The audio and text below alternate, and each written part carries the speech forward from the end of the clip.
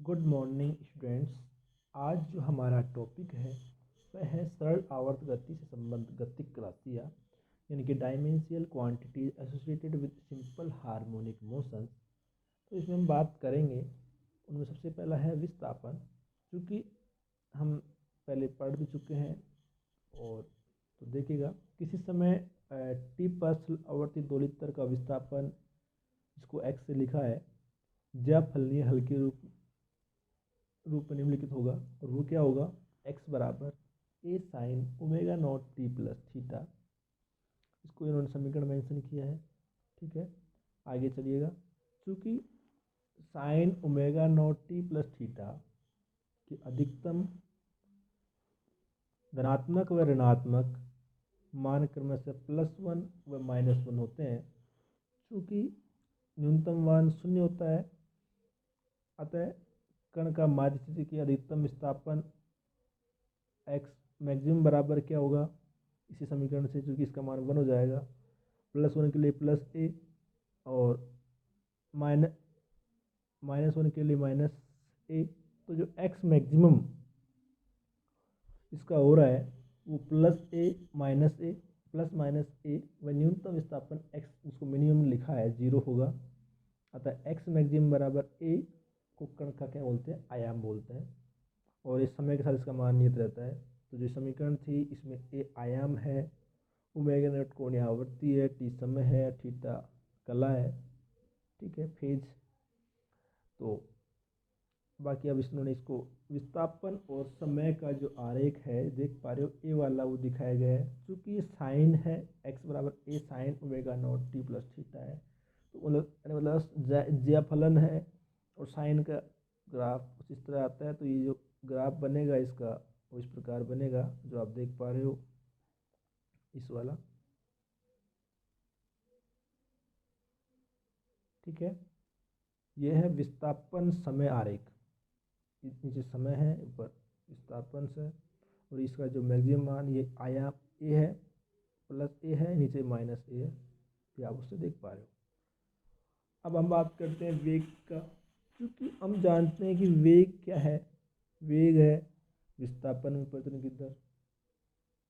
तो जो हमारा समीकरण था, इसको हमने मेंशन किया था, ये वाला, इसमें वो क्या करना है आपको? इसको समय टी के साथ आपको क्या करना, सापेक्ष क्या करना है? आपको अवकलन करना है।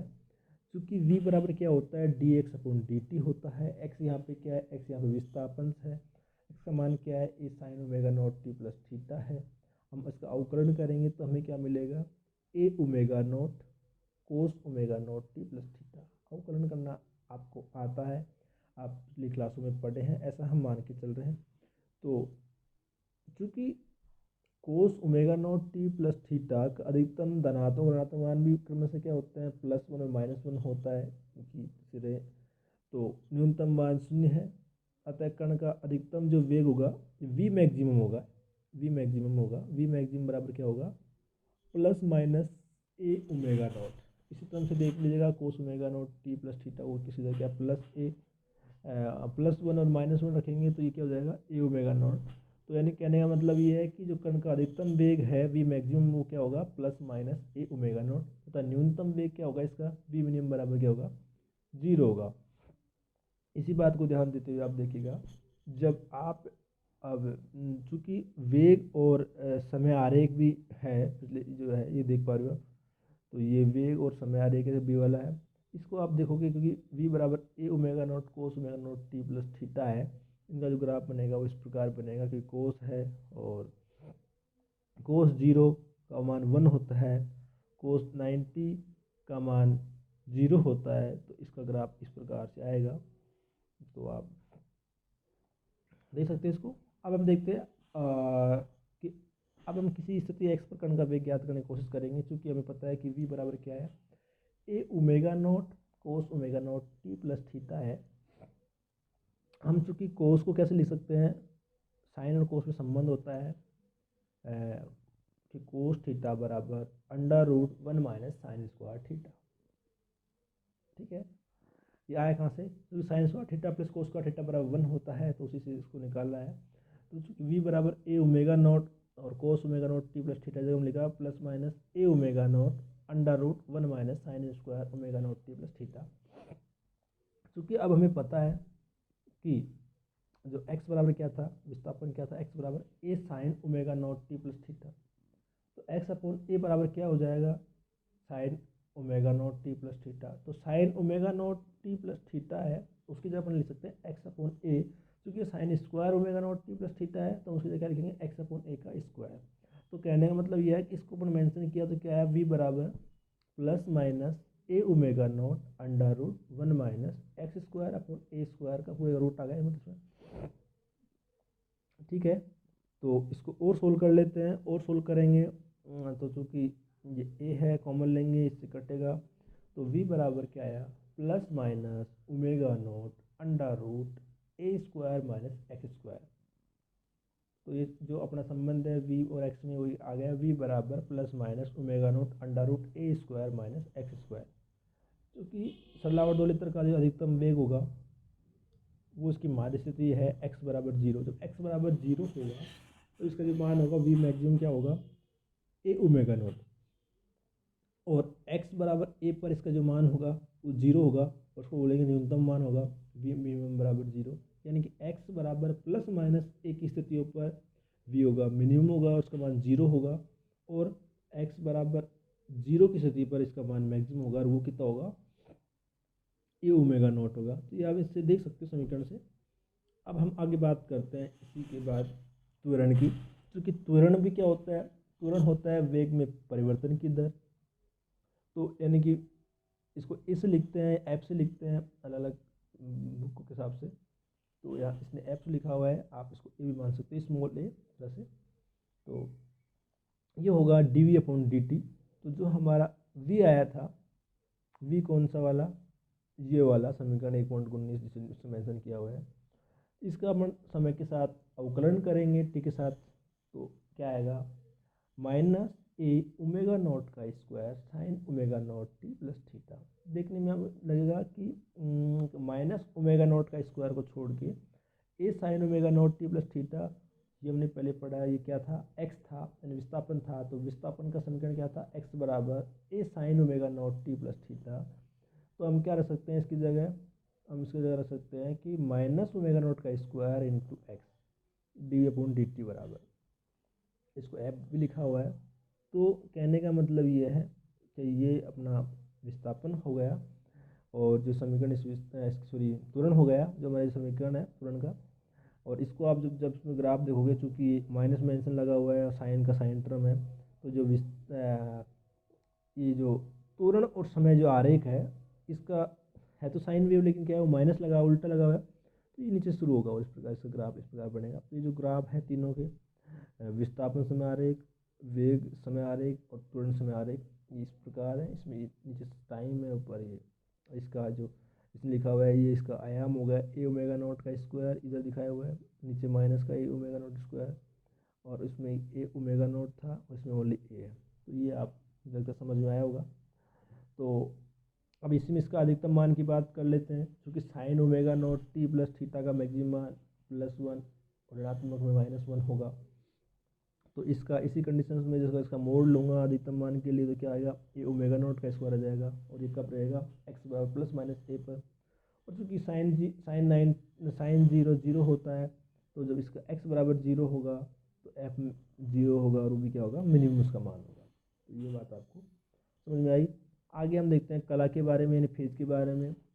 क्योंकि सरलावर्त गति की विभिन्न गति राशियों, विस्थापन, वेग तो त्वरण के फलनों में कोणांक जो है omega naught t plus theta को सरलावर्त गति में कण की कला कहते हैं। ठीक है, देखिएगा, इसके द्वारा कण गति अवस्था का पूर्ण ज्ञान, विस्थापन, वेग व त्वरण प्राप्त होता है। यदि किसी समय टी पर एक सरलावर्त दोलित्र की कला फाई बराबर omega naught t plus theta है, तो समय टी बराबर 0 पर फाई 0 बराबर थीटा कण की प्रारंभिक कला कहते हैं। बिल्कुल सही बात है। तो इससे कण की स्थिति है समय t बराबर 0 पर निश्चित होती है, यानी x बराबर a sine omega naught t plus theta से t बराबर 0 समय पर कण की स्थिति क्या होगी, x0 बराबर ए साइन थीटा। क्योंकि t बराबर 0 ओमेगा नॉट t जो है वो टर्म 0 हो गई, तो इसकी जो इनिशियल स्थिति क्या होगी, x0 बराबर ए साइन थीटा। यदि प्रारंभिक कला थीटा बराबर 0 है तो x 0 बराबर क्या होगा, 0 होगा। क्यों? क्योंकि साइन 0 हो गया तो साइन 0 0 होगा, तो x 0 भी क्या होगा, 0 होगा। अतः t बराबर 0 समय पर कर्ण समय स्थापित होगा।